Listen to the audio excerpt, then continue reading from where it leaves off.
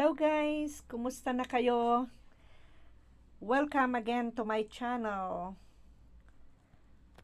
Linggo ngayon kaya heto, lumabas tayo at medyo maginaw na dahil pumasok na ang taglamig. Pero okay lang. And sabi nga nila is be with nature and you will always feel young. So let's go guys! Guys, nadaanan ko to sa may daan. Hindi po ito corona, mga flower bouquets po ito.